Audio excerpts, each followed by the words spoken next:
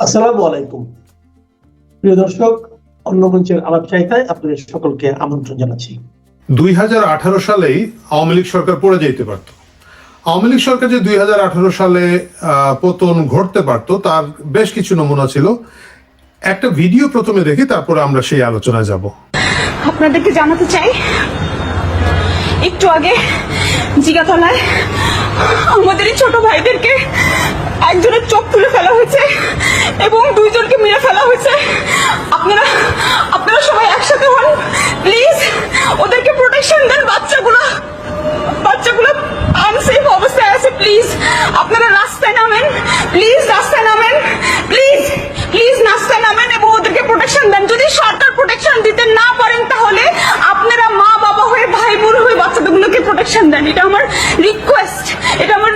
আমি একজন এই দেশের মানুষ, একজন নাগরিক হিসেবে আপনাদের কাছে রিকোয়েস্ট করছি যে জিগাতলায় একটু আগে একটি স্কুলের ছেলের চোখ তুলে ফেলা হয়েছে এবং দুজনকে মেরে ফেলা হয়েছে এবং একটু আগে ওদেরকে অ্যাটাক করা হয়েছে, ছাত্রলীগের ছেলেরা সেটা করেছে।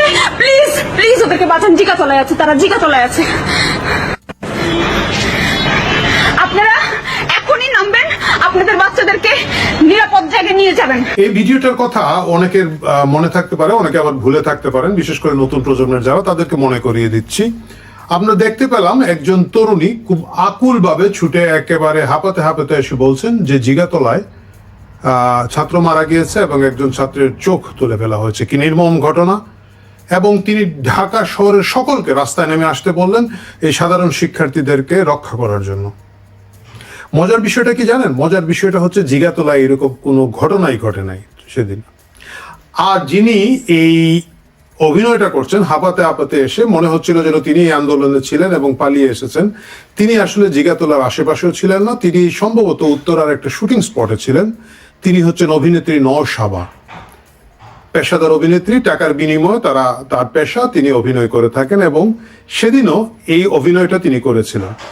পরবর্তীতে যদিও তিনি বলেছেন যে আমাকে যেভাবে বলা হয়েছিল, যেভাবে তথ্য দেওয়া হয়েছিল আমি সেভাবে বলেছি। তিনি কার কাছ থেকে তথ্য পেয়েছিলেন সেই কথাটা এখনো অজানা, কে তাকে বলেছিল এইভাবে অভিনয় করতে সেটা অজানা। কিন্তু সেদিন তার এই ভিডিওটা খুব আলোড়ন তৈরি করেছিল। সে আলোড়নটা তৈরি করেছিল এমনভাবে, আমার মনে আছে আমার একটা বন্ধু ওই সময় ফোন দিয়েছিলেন, যে লালমাটিয়া থাকে, যে কিভাবে গিয়ে ওই বাচ্চাদেরকে সাহায্য করা যায়, কি করা যেতে পারে। চোখ তুলে ফেলছে বাচ্চাদেরকে এবং ওইখানে ধানমন্ডির কর্নারে একটা বাংলাদেশ আই হসপিটাল আছে, ওইখানে নিয়ে যাওয়া যায় কিনা, ওইখানে কেউ পরিচিত আছে কিনা। সাধারণ মানুষ খুব আকুল হয়ে গিয়েছিলেন। বাস্তবতা হচ্ছে অভিযোগ করা হয়েছিল যে আওয়ামী লীগের অফিস থেকে সেখানে ছাত্রদেরকে ধরা হয়েছে, মারা হচ্ছে এবং এজ ইট ইজ দুইজন মারা গিয়েছেন, একজনের চোখ তুলে ফেলা হচ্ছে, অসংখ্য ছাত্র আহত। এই গুজবটা যেভাবে ডালপাড়া মেরেছিল তখন, যদি কোনোভাবে ওই সময় ধানমন্ডিতে একটা লাশ ফেলে দেওয়া যেত, একটা লাশ প্রমাণ করা যেত, বা একটা ছাত্রকে ধরে যদি কারো চোখের ক্ষতি করে দেওয়া যেত, অথবা ক্ষতি ছাড়াই একটা ব্যান্ডেজ বেঁধে যদি ওইখানের মধ্যে লাল রং বা রক্তর মতো মুরগির রক্ত লাগিয়ে দেওয়া যেত, তাহলে কিন্তু সেদিনের ঢাকা শহর সামাল দেওয়া মুশকিল হতো। কারণ আমার মনে আছে আমরা সকলেই খুব উদ্বিগ্ন ছিলাম, স্কুল কলেজের ছাত্ররা, নিরীহ সাধারণ ছাত্ররা নিরাপদ সড়কের মতো একটা খুবই প্রয়োজনীয় জরুরি বিষয় নিয়ে আন্দোলন করছে এবং তাদের উপরে কেন নির্যাতন হবে। বাস্তবতা হচ্ছে সেরকম কিছুই ঘটে নাই, কিন্তু জিনিসটাকে ওইভাবে প্রস্তুত করা হয়েছিল, যার ফলে পরবর্তীতে অভিনেত্রী নওশাবাকে গ্রেফতার করা হয়েছিল, আমাদের প্রিয় শহীদুল আলম ভাইকে গ্রেফতার করা হয়েছিল দ্রিকের, এবং যদিও তারা কিছুদিন পরেই খুব হাসতে খেলতে জামিন পেয়ে গিয়েছিলেন, খুব বেশি কিছু হয় নাই। কিন্তু এই রিহার্সালটা হয়েছিল সে 2018 সালের দুটো রিহার্সাল, একটা হচ্ছে নিরাপদ সড়ক আন্দোলনের মাধ্যমে চেষ্টা করা এবং আরেকটা ছিল কোটা আন্দোলনের প্রথম ফেজ, যেখানে এখনকার প্রতিমন্ত্রী ভিপি নূর ওনারা সেই আন্দোলনের নেতৃত্ব দিয়েছিলেন। সেটা আমার কাছে মনে হয় একটা ড্রেস রিহার্সাল ছিল এবং সেই রিহার্সালের পরবর্তীতে 2024 গিয়ে সেই আন্দোলনটা সফল হয় এবং শেখ হাসিনা এবং আওয়ামী লীগ সরকারের পতন নিশ্চিত করা যায়। একই ঘটনা গত 2-3 দিন ধরে দেখছি, একই লক্ষণ।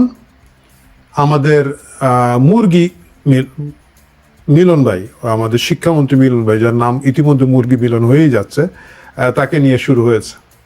দুটো ঘটনার মধ্যে কিন্তু একই ধরনের মিল আছে। আপনি দেখবেন যে খুবই একটা নন ইস্যুকে ইস্যু বানানোর চেষ্টা হয়, খুব ভাগ্য ভালো থাকলে একটা ইস্যু পাওয়া যায়, অথবা একটা নন ইস্যুকে ইস্যু বানানোর চেষ্টা। যেমন ধরেন এখানে মিলন সাহেব, তার দোষ আছে, তিনি একজন মন্ত্রী হিসাবে বর্তমান যুগের জন্য মিসফিট, অযোগ্য, এ বিষয়ে আমি নিজেও একাধিক ভিডিওতে বলেছি। কিন্তু তিনি একটা প্রাইভেট কনভারসেশনে একজনকে টেলিফোনে বলছেন, এরা তো ফার্মের মুরগির মতো, আজকালকার বাচ্চাদেরকে অনেকেই আদর করে, বিশেষ করে ইংলিশ মিডিয়ামের বাচ্চাদেরকে ফার্মের মুরগি। এটা কিন্তু আপনারাও আশেপাশে শুনে থাকবেন। এই নন ইস্যুকে কিন্তু একটা বিরাট ইস্যু করে গত কয়েকদিন ধরে ঢাকা শহরে পরীক্ষার মাঝেও এবং এই বৃষ্টি ও রোদের খেলার মধ্যেও খুব জমজমাট আন্দোলন চলছে। এবং আন্দোলনগুলো আজকাল ইংরেজিতে নাম হয় মার্চ টু অমুক জায়গা, মার্চ টু তমুক জায়গা, এবং সেটা শুরু হয়ে গিয়েছে। একইভাবে আপনারা দেখবেন দুটো আন্দোলনের বা এই আন্দোলনগুলোর একটা ছক আছে, স্টেপ বাই স্টেপ আছে। এখানে এখন প্রচুর সেই স্টেপগুলো ফলো করা হচ্ছে। আমি উদাহরণ দিই। নাম্বার 1, এখানে একটা ইস্যু বা নন ইস্যুকে ইস্যু করা হবে এবং এটা করে একটা বিক্ষোভের ডাক দেওয়া হবে। নাম্বার 2, সাধারণ স্কুল কলেজের ছেলে মেয়েদেরকে নামানো হচ্ছে। কেন সাধারণ স্কুল কলেজের ছেলে মেয়েদেরকে নামানো হচ্ছে? 2018 সালে যে বাচ্চারা কোটা আন্দোলনে ছিল, যে বাচ্চারা তখন আমাদের ইয়ের মধ্যে ছিল, স্কুল কলেজের যে বাচ্চারা নিরাপদ সড়ক আন্দোলনের মধ্যে ছিল, এই বাচ্চারাই কিন্তু পরবর্তীতে বিশ্ববিদ্যালয়ে যায় এবং যখন একটা আন্দোলন তৈরি হয় তাদের যে ট্রেনিংটা এর আগে স্কুল এবং কলেজে দেওয়া হয় সেটা কাজে লাগে, যেটা 2018 সালের বাচ্চাদেরকে কাজে লাগানো যেতে পেরেছে 24 সালে। একই অবস্থা এখন আবার শুরু হয়েছে এবং এইটাও একটা রিহার্সাল চলছে। বিশ্ববিদ্যালয়ের ছাত্রছাত্রীরা এটার মধ্যে ইনভলভ হচ্ছে না। আপনারা দেখবেন একেবারে কলেজের স্বাভাবিক এইচএসসি পরীক্ষার্থীরা এখানের মধ্যে আন্দোলন করছেন, কিন্তু ইতিমধ্যে আপনারা সোশ্যাল মিডিয়ায় দেখেছেন প্রচুর স্কুলের বাচ্চাদেরকে এখানে দেখা যাচ্ছে যারা বিভিন্ন কলেজের আইডি কার্ড গলায় নিয়ে ঘোরাফেরা করছে এবং আন্দোলনের মধ্যে আছে। এটা হচ্ছে ছকের দ্বিতীয় অংশ। এবং এই আন্দোলনগুলো সাধারণত প্রচুর মেধাবী এবং নিরপেক্ষ ভাই বোনেরা ডাক দিয়ে থাকেন। এটার পিছনে কোনো সাংগঠনিক স্ট্রাকচার থাকে না, কোনো ছাত্র সংগঠন থাকে না, ছাত্রলীগ, ছাত্রদল, ছাত্র শিবির, ছাত্র ইউনিয়ন, ছাত্র ফ্রন্ট, কাউকে আপনারা পাবেন না। খুবই নিরপেক্ষ, সাধারণত এই ভাইয়েরা ডিবেট ক্লাবে থাকেন, প্রেস ক্লাবে থাকেন এবং বিশ্ববিদ্যালয়ের অন্যান্য সোশ্যাল অর্গানাইজেশনে থাকেন। এটা আগেরবারও ঘটেছিল, এইবারও ঘটেছে। এবার যে ঘটেছে তার একটা প্রমাণ দিচ্ছি। আপনারা দেখবেন একজন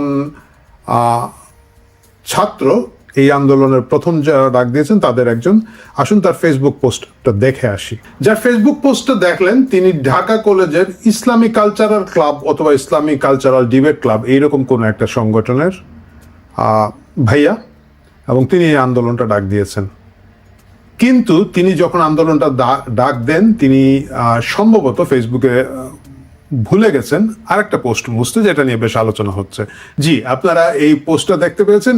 উনি আসলে উনি অবশ্য গুপ্ত ভাইয়া না, উনি পরবর্তীতে দেখলাম ফেসবুকে স্বীকার করেছেন যে উনি ছাত্র শিবিরের সাথী পদে আছেন। সাথী বেশ একটা বড় পদ, সাথীর পরে বোধহয় সদস্য, এইটাই তাদের হায়েস্ট, সেকেন্ড র্যাঙ্কের লিডার উনি।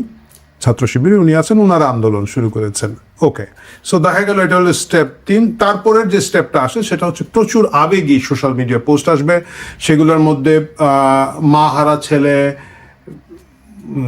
মেয়ে হারা বাপ, তারপর সন্তান হারা মা, এদের প্রচুর আবেগী থাকবে। অনেক গরিব ছেলে, তারা অনেক কষ্ট করে পড়াশোনা করছিল, তাদের কি ক্ষতি হচ্ছে, তারা আর মায়ের স্বপ্নটা ভেঙে গেল, এরকম প্রচুর ভিডিও সয়েল আপ হয়ে যায়। এটা আগেও হয়েছে কয়েক স্টেপে, এইবারও দেখবেন একই ট্রেন্ড শুরু হয়ে গিয়েছে। আচ্ছা, ছাত্র দলের কয়েকটা নেতা আমাকে নিয়ে যা তা করতেছে, আমাকে ট্রোল করতেছে, আমাকে গালিগালাজ করতেছে, আমাকে থ্রেট দিতেছে, স্লাট শেমিং করতেছে, আমাকে সাইবার বুলিং এর এমন পর্যায়ে নিয়ে চলে গেছে যে আমার এই ভিডিওটা বানাতে বাধ্য হয়েছে।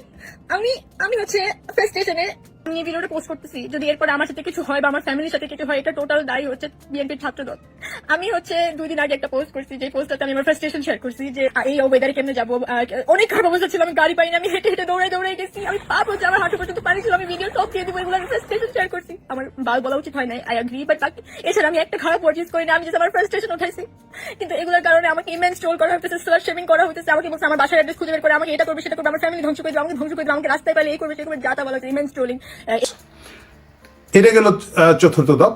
পঞ্চম ধাপে গিয়ে আমাদের সরকারি ছাত্র সংগঠন মাঠে নামে এবং তারা কিছু লিডারশিপ দেখাতে চেষ্টা করে, দেখাতে গিয়ে সব কিছু পাকিয়ে ফেলে, গুলিয়ে ফেলে এবং মাস্তানি দেখায়। স্বভাবতই সরকারি ছাত্র সংগঠনের কাজই হচ্ছে মাস্তানি করা।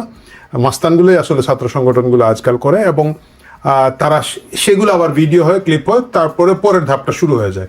এই ধাপটার পরে আসলে ষষ্ঠ ধাপ হচ্ছে প্রচুর লোক সরবরাহ করা হয়। তারপরে ধর প্রচুর ফেক ইউনিভার্সিটির আইডি, কলেজের আইডি দেওয়া হবে, ঢাকার বাইরে থেকে প্রচুর লোক আনা হবে এবং এদেরকে যখন ইন্টারভিউ করবেন, এটা মানে দেখা যাবে তারা বলবে আমি বুয়েটের আর্টস ডিপার্টমেন্টে পড়ি, এটা আমরা এর আগেও দেখেছি যে এক লোক ছাত্রলীগের পক্ষে গিয়েছিল, অবশ্যই গিয়ে এটা বলেছিল, এটা খুব একটা কিংবদন্তি হয়ে গিয়েছে। এই ধরনের প্রচুর লোক এইবারও যদি সোশ্যাল মিডিয়া খেয়াল করে দেখবেন এই ট্রেন্ডটা শুরু হয়ে গিয়েছে। এবং সপ্তম ধাপে আসবে আমাদের শহীদুল আলম ভাই, আমাদের সুশীল সমাজ, আমাদের শিক্ষক গ্রুপটা, ওই যারা খুবই বাম বাম ঘরানার তারা আসবেন, আমাদের কিছু কালচারাল অ্যাক্টিভিস্ট বন্ধু বান্ধব আছেন তারা আসবেন, শাহবাগে এসে একটা ব্যানারের দুই পাশ ধরবেন এবং মাঝখানে মুক্ত কর ভয়, আপন মাঝে শক্তি ধরো, নিজেরে করো জয়, এই গানগুলো গাইবেন। ফান্ড একটু বেশি থাকলে লোক একটু বেশি হবে, আর ফান্ড কম থাকলে কম থাকবে। এবং এখানে নীরব নিশ্চুপভাবে আমাদের রেহনুমা আপার মতো লোকজন ব্যানার ধরে টাঙ্গিয়ে আটকে চুপচাপ দাঁড়িয়ে থাকবেন।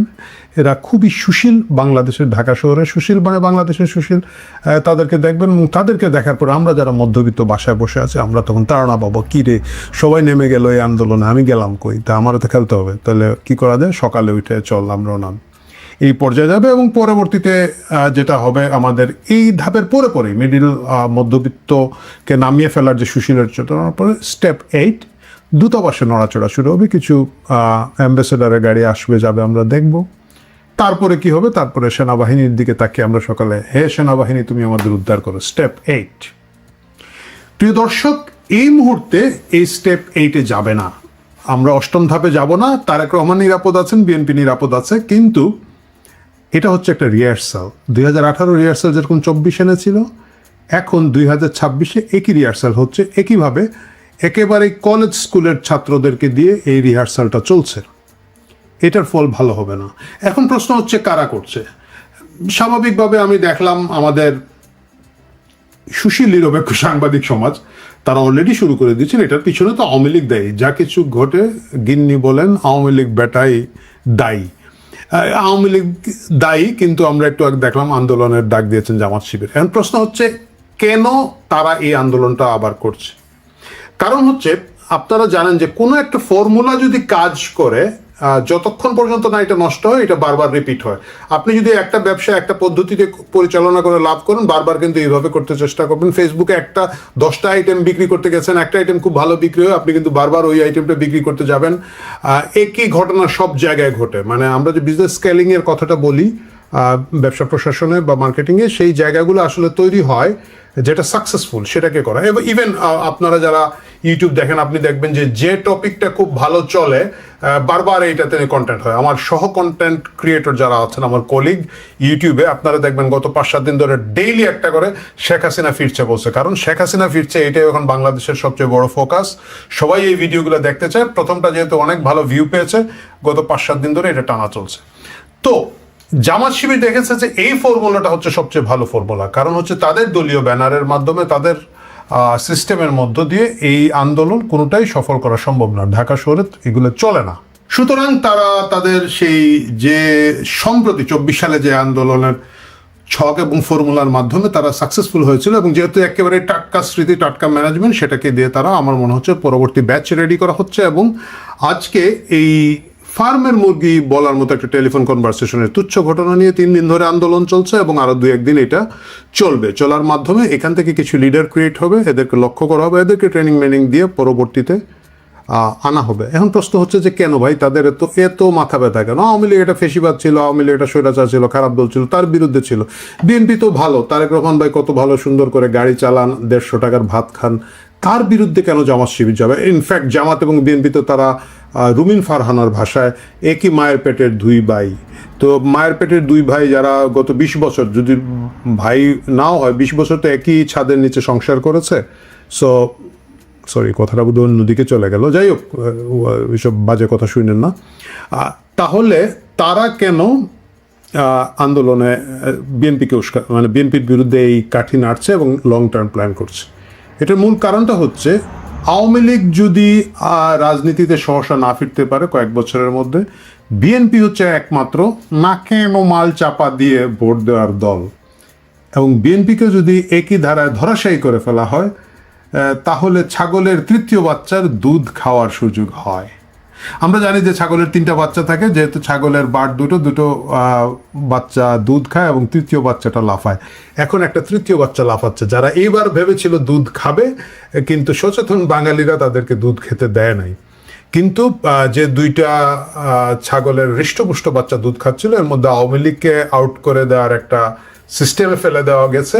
বিএনপিকে যদি ফেলে দেওয়া হয়, এবং বিএনপিকে ফেলে দেওয়া বোধহয় আরো সহজ, বিএনপির দুর্বলতা আরো বেশি, এবং সেটা যদি ফেলে দেওয়া হয় তাহলে ছাগলের তৃতীয় বাচ্চাটা দুধ খাওয়ার সুযোগ পায়। সুতরাং এখন এইচএসসি পরীক্ষার্থীদের যে আন্দোলনটা চলছে, এটাকে শুধুমাত্র সাধারণ আন্দোলন হিসেবে দেখার সুযোগ নাই। আমি জানি এটা শোনার সাথে সাথে কয়েক হাজার লোক আমার কমেন্টে গালাগালি করবেন, বকা দিবেন, কিন্তু মুশকিলটা হচ্ছে কি জানেন, 18 সালে আমরা এই ধরনের ইঙ্গিত দিয়েছিলাম, 24 সালেও ইঙ্গিত দিয়েছিলাম, এবং আপনারা অনেকেই দেখবেন যে অনেক বোকা তোতা, মানে ডাম প্যারট, বোকা তোতা বললেই তো বুঝতেছেন, পরে মাথা চুলকে বলে আগে বুঝি নাই, আমরা প্রতারিত হয়েছি। সুতরাং আরেকবার বললাম, আরেকবার গালি খাবো, গরিবের কথা বাসি হলে ফলবে হয়তো। মুশকিলটা হচ্ছে এমন গরিব হয়েছি, মানে গরিব হইতে হইতে আর এটার কোনো উপায় নাই আর কি, কারণ কথাও বাসি হতে হতে ফলতেই থাকে। দেখা যাক ফলে কিনা না, আমরা আশা করি না ফলুক। আমরা চাই না যে যারা বারবার ঘুঘু তুমি খেয়ে যাও ধান বলে এসে ধান খেয়ে যায়, এইসব ঘুঘুরা যেন আরেকবার এসে ধান খাওয়ার সুযোগ না পায়। প্রিয় দর্শক, কালকে কথা হবে অন্য কোনো প্রসঙ্গে, সেই পর্যন্ত ভালো থাকো। 2026 সালের ডিসেম্বর মাসে শেখ হাসিনা বাংলাদেশে ফিরবেন, এরকম খবর এখন চারিদিকে মৌ মৌ করছে। আপনারা তো বুঝেন মৌ মৌ শব্দের অর্থ কি। যখন কোনো একটি আকর্ষণীয় গন্ধ, কোনো একটি আকর্ষণীয় বর্ণ, বা কোনো একটি যাকে বলা উৎসবের আমেজ, অথবা ভীতিকর কোনো একটি বিষয় চারিদিকের সব কিছু, প্রকৃতি এবং পরিবেশকে রীতিমতো উত্তেজিত রাখে, তখন বাংলা ভাষায় সেটিকে বলা হয় মৌ মৌ করছে। এটার ইতিবাচক দিকও আছে, নেতিবাচক দিক আছে। খুশিতে মৌ মৌ করছেন, থরথর করে কাঁপছেন ভয়ে, আতঙ্কে, এরকম। তো শেখ হাসিনার বাংলাদেশে আসার যে খবর, এই খবরে চারিদিকে একটা অস্থিরতা, আনন্দ, উৎসব, বেদনা, হতাশা, প্রতিশোধী স্পৃহা, নানা রকম একটা বিরাট মার্কেটিং এবং ব্র্যান্ডিং শুরু হয়ে গেছে। আর তারই প্রেক্ষিতে নানা রকম কথাবার্তা হচ্ছে, গল্প হচ্ছে, উপন্যাস হচ্ছে, কবিতা হচ্ছে, ইলিউশন হচ্ছে। উনি কবে আসবেন, কোন পদ দিয়ে আসবেন, কয় তারিখে আসবেন, তারপর কত লোক উপস্থিত থাকবে, প্রতিপক্ষ কী করবে, আবার উনি আসলে ওনার প্রতিপক্ষ যারা আছেন তারা কিভাবে তার প্রতি অ্যাকশনে যাবেন, রিয়াকশনে যাবেন। যারা প্রতিপক্ষ তারা প্রথমত নানা রকম কথাবার্তা বলছেন যে আরে শেখ হাসিনা একটা ভিতুর ডিম, এমনি এমনি সারা জীবন মানুষকে ভয় দেখিয়েছে, নিজে এমনি ভয়ে পালিয়ে গেছে, সে আবার বড় বড় কথা বলে। সাবেক যে অন্তর্বর্তীকালীন সরকার, সেটার যে তথ্য উপদেষ্টা জনাব শফিকুল আলম, তিনি এই কথা বলেছেন।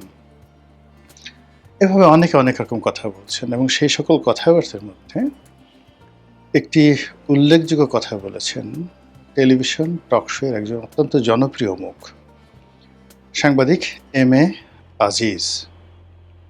জনাব এম.এ. আজিজ মূলত একজন প্রথিতযশা মুক্তিযোদ্ধা, বয়স্ক মানুষ, এখন 73-74 বছর বয়স, এবং যুদ্ধাহত মুক্তিযোদ্ধা। যুদ্ধের সময় সরাসরি তিনি যুদ্ধ করেছেন, এবং সেই প্রতিপক্ষের যে বন্দুকের গুলি তার পায়ে লেগেছে, এখনও তিনি সেই অপারেশন করা পা নিয়ে খুঁড়িয়ে খুঁড়িয়ে হাঁটেন। একসময় ছাত্রলীগ করতেন, তারপরে আওয়ামী লীগের সঙ্গে তো সম্পর্ক ছিল, কিন্তু পরবর্তীতে বিএনপির প্রতিষ্ঠা হওয়ার পরে বা যে কোনো সময় তিনি বিএনপি রাজনীতির সাথে সম্পৃক্ত। তার সবচেয়ে বড় পরিচয় হলো তিনি টেলিভিশনে খুব খোলামেলা কথা বলেন, কোনো দালালি করা বা পক্ষপাত দুষ্ট কথাবার্তা বলা, এই জিনিসগুলো তার বিরুদ্ধে কেউ বলতে পারবে না। যেমন ধরুন, আমি আওয়ামী লীগ করতাম, বা ফজলুর রহমান সাহেব একসময় আওয়ামী লীগ করতেন, আমাদের কিছু কিছু কথার মধ্যে আপনি আওয়ামী লীগের একটা টান পাবেন, মমত্ব পাবেন, কিছুটা পক্ষপাত দুষ্টতাও পাবেন, এটা বাস্তবতা। কিন্তু আজিজ ভাই একমাত্র ব্যক্তি, আরেকজন আছেন মাসুদ কামাল, সাংবাদিক মাসুদ কামাল, মোরাললেস যেটা সাদা মনে হয় একদম বিনা স্বার্থে সাদা বলেন, কোনো আবেগ থাকে না, কিচ্ছু থাকে না। আর যেটা কালো মনে হয় সেটাও তিনি কোনো রকম আবেগ ছাড়াই সেটা বললে ফেলেন। এই দুজন মানুষকে আমি সাম্প্রতিক সময়ে দেখেছি যারা আমার চাইতেও নিরপেক্ষ। তো সেই দিক থেকে সাংবাদিক আজিজ তিনি যে কথাটি বলছেন যে একটা ব্যাপার আমার মাথায় ঢোকে না, এই যে শেখ হাসিনা যে বাংলাদেশে আসতে চাচ্ছেন বা তিনি যাওয়ার পর থেকে যত রকম কথাবার্তা বলছেন এসবই আমরা অডিও মানে তার কণ্ঠস্বর শুনতে পাচ্ছি। এবং এখনকার যে প্রযুক্তি সেই প্রযুক্তিতে শতভাগ একদম 100% কারো যাকে বলা হয় কণ্ঠস্বরকে একেবারে রোবোটিক যে তার যে স্বর সেটাকে বাদ দিয়ে হুবহু স্বরে উপস্থাপন করা সম্ভব। 19-20 হবে না, 99% হবে না, একদম 100% কণ্ঠস্বর একেবারে এআইয়ের মাধ্যমে তৈরি করে বলা সম্ভব। এগুলো এক। এবং আলটিমেটলি 90% অ্যাকুরেসি চলে এসেছে সেই ফিজিক্যাল যাকে বলা হয় অ্যাপিয়ারেন্সে। অর্থাৎ আমার যে কোনো একটা ভিডিওটিকে তারা কনভার্ট করে আমার পুরো অ্যাটিটিউড দিয়ে তারা 3 ঘন্টার একটি সিনেমা তৈরি করে দিতে পারবে এআই। এই প্রযুক্তি চলে আসছে এখানে। ছবি দেখলে আপনি বুঝতে পারবেন 90% আপনি বুঝতে পারবেন যে এটা সত্য, আর 10% আপনার সন্দেহ হবে। কিন্তু যদি বলা হয় যেটা গোলাম মোল্লা রনির কণ্ঠ, এক্ষেত্রে আপনাকে শতভাগ আপনি প্রতারিত হতে পারেন। তো ওটাই আজিজ সাহেব বলছিলেন যে আমরা যে শেখ হাসিনার ভাষণগুলো শুনছি সেই ভাষণগুলো ওনার কিনা এটা তো জানতে হবে। এমনও তো হতে পারে তিনি অসুস্থ, তিনি মরে গেছেন, তাকে মেরে ফেলা হয়েছে, তিনি আর নেই, এখন তাকে অস্ত্র হিসেবে ব্যবহার করে এই কাজগুলো করা হয়েছে। এরকম একটা কথা আমি শুনলাম একটা টেলিভিশন টক শোতে তিনি বলেছেন। আর ফেসবুকে যেটা দেখলাম সেটা হলো ভারতীয় কিছু পত্রপত্রিকা রয়েছে যারা বিজেপি বিরোধী, তারা সন্দেহ প্রকাশ করেছেন যে আসলে শেখ হাসিনা এই মুহূর্তে কোথায় আছেন, তিনি কি সুস্থ আছেন না জীবিত আছেন। আর এই দুটো খবর নিয়ে সম্ভবত একটা ফটো কাট করেছে বা একটা ছোট ভিডিও বানিয়েছেন আমাদের মোস্তফা ফিরোজ সাহেব, আরেকজন সাংবাদিক এবং এই মুহূর্তে অত্যন্ত জনপ্রিয় ইউটিউবার। আর এই মোস্তফা ফিরোজ সাহেবের যে বক্তব্য সেটা শোনার পর আওয়ামী লীগের যারা লোকজন রয়েছেন তারা একেবারে গালাগালি করে ঠরে টেরিবল, মানে ধরো মোস্তফা ফিরোজকে, খেয়ে ফেলো মোস্তফা ফিরোজকে, গলা টিপে ফেলো মোস্তফা ফিরোজকে, কে ইত্যাদি ইত্যাদি নানা রকম। অথচ মোস্তফা ফিরোজ বাংলা ভিশন যখন চাকরি করতেন তখন তার চাকরিটা গিয়েছিল এই কারণে যে তার সঙ্গে আওয়ামী লীগের লোকজনের সম্পর্ক ভালো। সে আওয়ামী লীগের বিভিন্ন যারা বক্তা আছেন, লোকজন আছেন, তাদেরকে টক শোতে ডাকেন, বিকজ তিনি হেড অফ দ্য নিউজ ছিলেন, তার কথা মতো সব কিছু চলত। কিন্তু বাস্তবে কোনো একটা রাজনৈতিক দলের সুবিধাভোগী বা কারোর সাথে এরকম সম্পর্ক আমি অন্তত মোস্তফা ফিরোজ সাহেবকে এটা দেখিনি। তার সঙ্গে আমার খুব ওরকম যাকে বলা হয় দীর্ঘদিনের ঘনিষ্ঠতা নয়, কিন্তু সম্পর্ক অনেক দীর্ঘদিনের। তার যে ক্যারিয়ারটা যেখানে শুরু হয়েছিল একেবারে শুরুতে আজকের কাগজে। তো আমি আজকের কাগজের একটা বিভাগের চিফ ছিলাম, সম্পাদকীয় একটা পৃষ্ঠার এডিটর ছিলাম।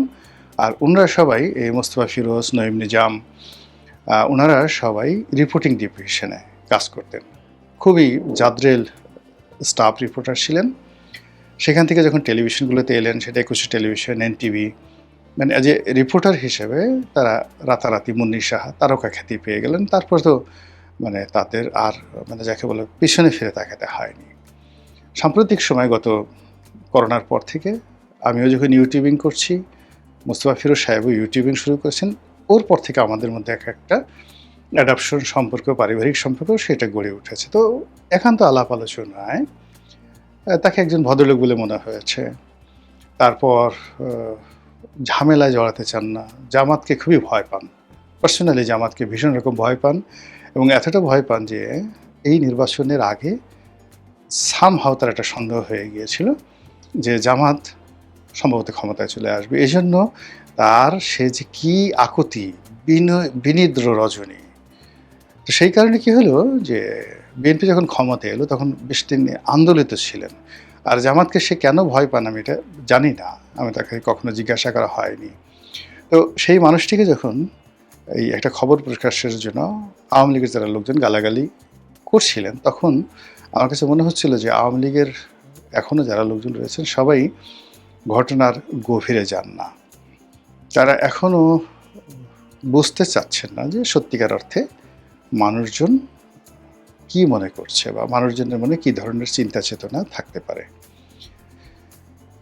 আজকের যুগের ছেলেমেয়েরা, বিশেষ করে যাদের বয়স 20 বছরের নিচে, মানে তারা প্রযুক্তিতে এত বেশি অ্যাডভান্স, মানে অবাক করা ঘটনা যে টেকনোলজি, প্রযুক্তি সব কিছু তারা একেবারে বাংলাদেশে এমন অনেক প্রযুক্তি বিশারদ রয়েছে যারা এখানে বসে শেখ হাসিনার টেলিগ্রাম অ্যাকাউন্ট, শেখ হাসিনার ফেসবুক অ্যাকাউন্ট, তার স্কাইপ অ্যাকাউন্ট, এমনকি তার টেলিফোন বাংলাদেশে বসে হ্যাক করে নিতে পারবে এবং তার সমস্ত কথাবার্তার রেকর্ড দেখাতে পারবে। এরকম লোক বাংলাদেশে আছে এবং এই ম্যান পাওয়ারগুলো শেখ হাসিনার জামানাতে তৈরি হয়েছিল। তো কাজেই তার যে এ যাবৎকালে 100% মানে অডিও অ্যাপিয়ারেন্স, তিনি অডিওতে কথা বলছেন কিন্তু ভিডিওতে তিনি কোনো কথা বলছেন না। এটা নিয়ে কেন জনগণের মধ্যে সন্দেহ হবে না বলেন তো? যে কোনো মানুষের মধ্যেই সন্দেহ হবে। এর কারণ হলো তিনি এখনো পর্যন্ত কোনো ফিজিক্যাল অ্যাপিয়ারেন্সে আসেননি। কেন আসেননি, কী কারণে আসেননি বা আসছেন না, তিনি, তার লোকজন বা ভারত সরকারের পক্ষ থেকে এই ধরনের কোনো কথাবার্তা বলা হচ্ছে না। তার যে সকল নেতৃবৃন্দ রয়েছেন তার সঙ্গে যোগাযোগ হয়, কথাবার্তা হয় বলে আমরা শুনি, কিন্তু সে সকল নেতৃবৃন্দ যারা আছেন তারা হ্যাঁ ঠিক আছে নেত্রীর সঙ্গে কথা হয়েছে ইত্যাদি ইত্যাদি ইত্যাদি ইত্যাদি। তো এটাও এখন এমন একটা প্রযুক্তির বিষয় হয়ে গেছে যে বিশ্বাসযোগ্যতা অর্জন করার জন্য, ধরুন আমার একটা টেলিফোন শুধুমাত্র 1টা 2টো 3টে টেলিফোন আছে এখানে রইলো এবং যে কোনো লোক টেলিফোন করলো, ওই টেলিফোনে তার সঙ্গে আমার যে এআই প্রযুক্তি, সেই প্রযুক্তি তার সঙ্গে প্রতিটি কথার যে উত্তর এবং একেবারে সঙ্গে সঙ্গে উত্তর দেওয়ার মতো অবস্থা রয়েছে SMS থেকে শুরু করে সব জায়গাতে। আপনি চিন্তা করুন, প্রযুক্তি এমন একটা জায়গাতে চলে আসছে, এরা এখন নিজেরা বন্ধুত্ব করে ফেলেছে। অল রোবট, চীনের রোবট, ইসরায়েলের রোবট আর ভারতের রোবট, ধরুন তারা বন্ধুত্ব করে ফেলেছে।